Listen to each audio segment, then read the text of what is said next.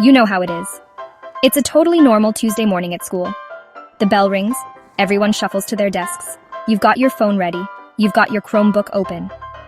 The teacher is about to start the lesson on, I don't know, the history of sporks or something. And then it happens.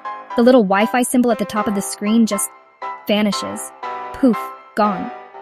Everyone looks up at the same time. It's like a scene from a movie. A silent collective gasp ripples through the classroom. The silence is broken only by someone in the back whispering, "Did you try turning it off and on again?" The initial reaction is pure chaos, but it's a funny kind of chaos.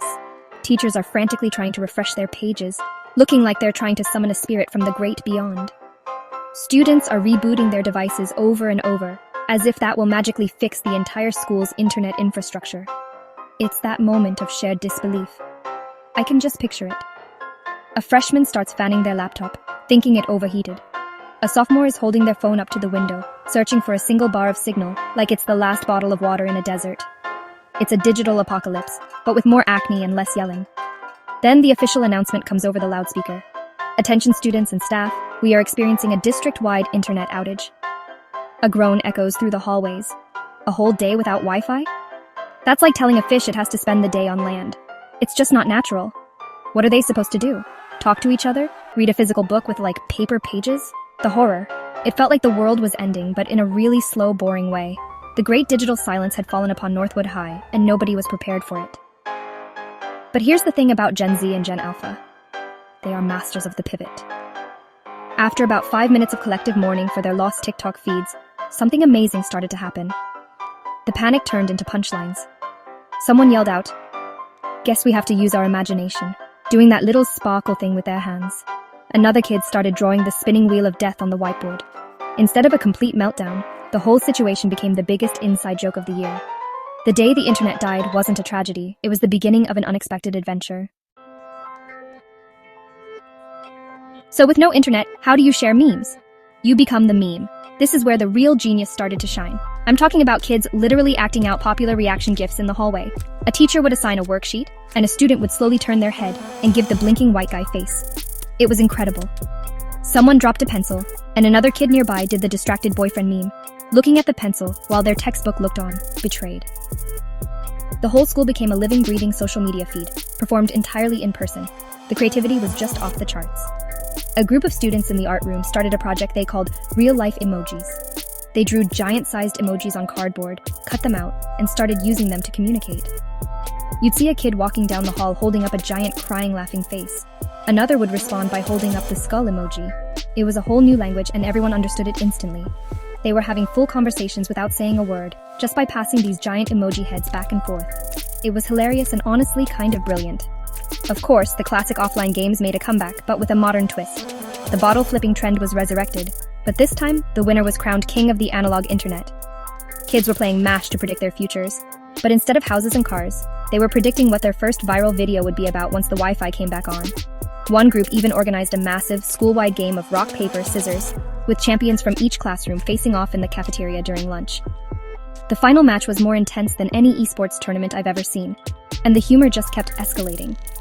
A student who was known for making funny videos started doing a live unboxing of his lunch, narrating every single item in his sandwich like he was a famous YouTuber reviewing a new gadget. Here we have the artisan-crafted wheat bread, providing excellent structural integrity. The whole cafeteria was in stitches. They didn't need likes or shares. The live audience was roaring with laughter. They proved that you don't need a connection to be connected.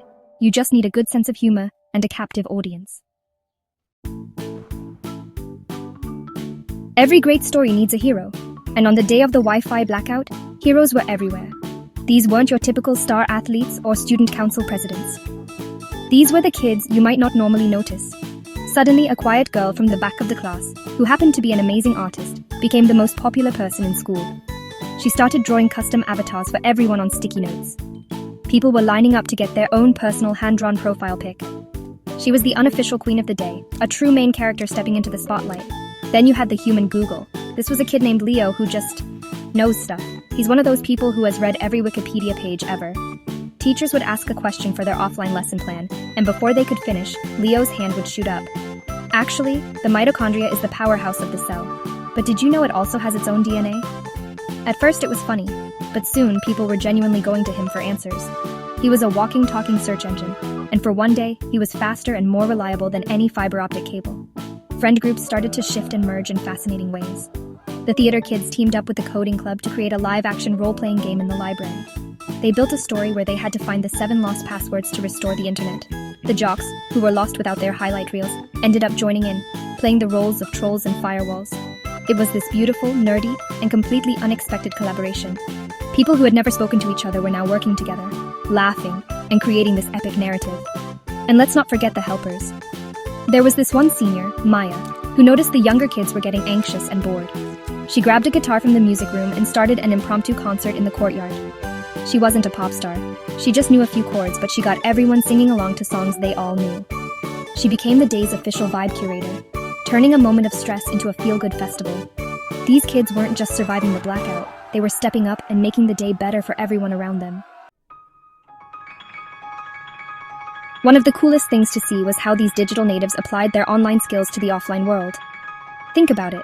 Gen Z is used to multitasking, collaborating on projects in Google Docs, and communicating instantly in group chats. So when the Wi-Fi went out, they just found new ways to do it. Instead of a group chat, they created a rumor wall on a big whiteboard in the main hall, where people could write updates, jokes, or messages. It was like a physical Twitter feed, and it was constantly being updated by dozens of student reporters. Their problem-solving skills were also on full display. A math teacher couldn't access his online lesson, so a few students who were good at graphic design stepped in. They grabbed markers and posters and, within 10 minutes, had created a series of awesome hand-drawn infographics explaining the geometric theorems. It looked better than the original slideshow. They reverse-engineered their digital knowledge, using principles of good UI design to make information clear and engaging, but with paper and ink instead of pixels and code. They didn't just copy the lesson, they improved it. Even something as simple as organizing a game became a lesson in project management. The kids who ran the live-action role-playing game basically became event planners. They had to delegate tasks, manage resources, like who gets the good cardboard for swords, and keep a large group of people engaged and on track. These are skills you'd use to manage a Discord server or organize a Minecraft build, but they were using them in the real world. It showed that their online lives had prepared them for real-world leadership in ways no one expected. By the end of the day, when the Wi-Fi finally flickered back to life, it almost felt disappointing. Everyone had their phones back, but for a moment nobody looked at them. They were too busy finishing their conversations and laughing at the memories they had just made. The day of the Wi-Fi blackout became a legendary story, passed down like a piece of school folklore. It was the day they learned that their greatest tool wasn't their phone or their laptop. It was their own creativity, their humor, and their ability to connect with each other. No signal required.